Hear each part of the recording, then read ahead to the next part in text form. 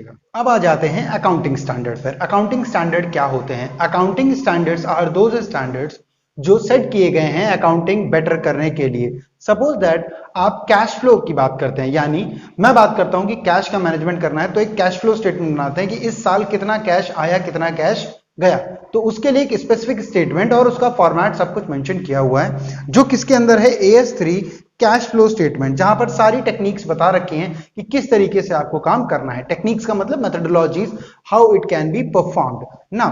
ऐसे ही इन्वेंट्रीज के वैल्यूएशन के लिए AS2 दे रखा है और डिस्क्लोजर ऑफ अकाउंटिंग पॉलिसीज के लिए AS1 दे रखा है। नाउ डेप्रिसिएशन के लिए AS6 दे रखा है एंड रेवेन्यू रिकॉग्निशन के लिए AS9 दे रखा है।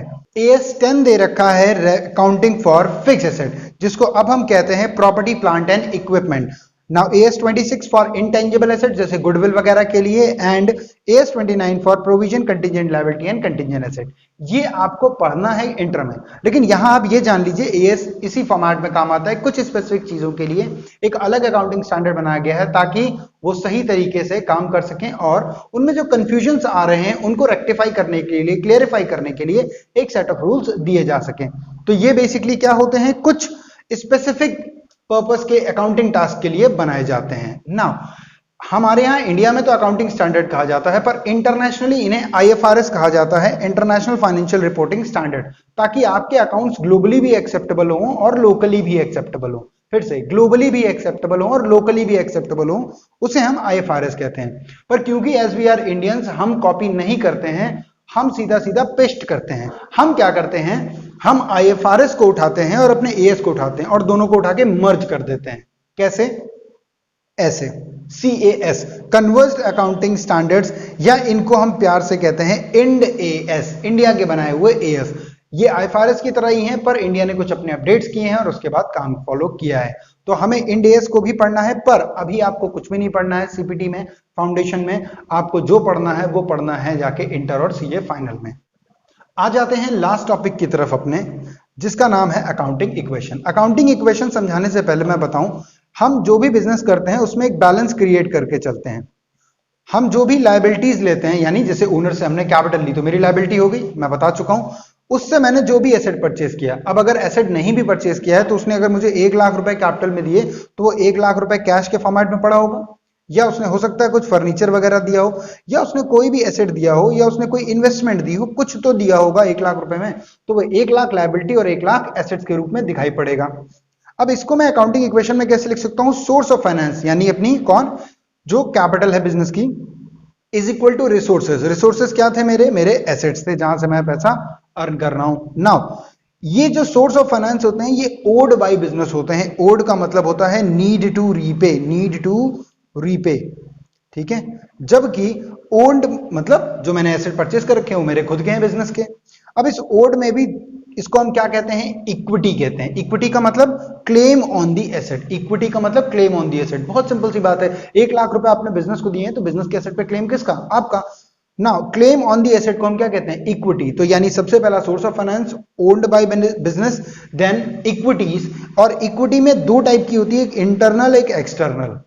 अब इंटरनल आपको समझाने की जरूरत नहीं है, जो कैपिटल होती है प्रोप्राइटर की उसको हम इंटरनल इक्विटी कहते हैं।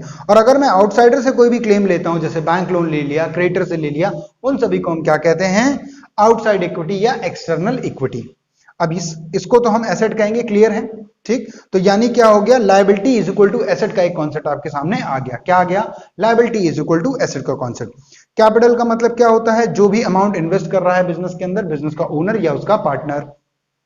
लायबिलिटी का मतलब जो भी फाइनेंशियल ऑब्लिगेशन है, किसकी? बिजनेस की, ओनर की नहीं, बिजनेस की।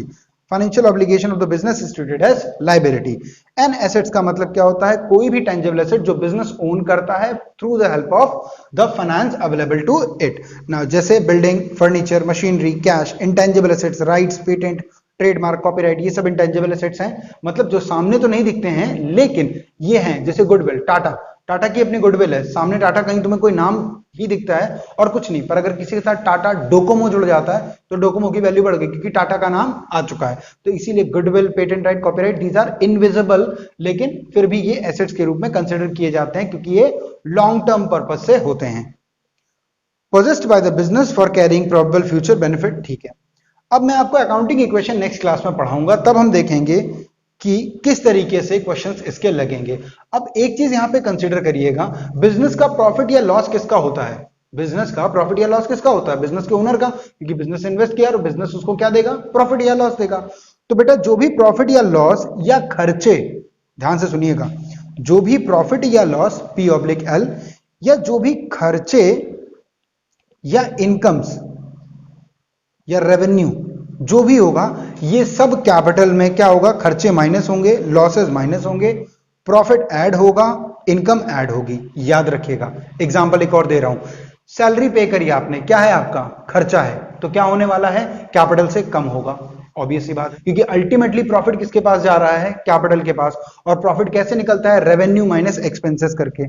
प्रॉफिट कैसे निकलता है? रेवेन्यू माइनस एक्सपेंसेस करके। उससे क्या आता है? प्रॉफिट। और प्रॉफिट किस नदी में जाके मिलता है? कैपिटल वाली नदी में। तो अगर बेटा कैपिटल है तो बीच में से अगर मैं प्रॉफिट, सपोज दैट नहीं दे रखा है क्वेश्चन में, डायरेक्ट रेवेन्यू दे रखा है, तो बिल्कुल वैसे ही ट्रीटमेंट होगा जैसे प्रॉफिट के साथ होता है। प्रॉफिट में रेवेन्यू ऐड होते हैं, एक्सपेंसेस माइनस होते हैं, तो वही काम यहां करेंगे। कैपिटल में रेवेन्यूज को ऐड करेंगे और खर्चों को माइनस, यानी सैलरी पे करी, क्या करोगे? माइनस करोगे। और अगर कोई कमीशन रिसीव हुआ, कैपिटल में ऐड करोगे। इस कंसेप्ट को याद रखना, आगे अकाउंटिंग क्वेश्चन करने में हेल्पफुल रहेगा। चलो, तो बस आज की क्लास को हम इतना ही रखते हैं। कल वाली क्लास में हम पढ़ेंगे गोल्डन रूल्स के बारे में, बहुत ही इंपॉर्टेंट टॉपिक है, डोंट स्किप द क्लास। तो तब तक के लिए keep on studying, don't trouble anyone, just trouble yourself and do the studies. Thank you very much.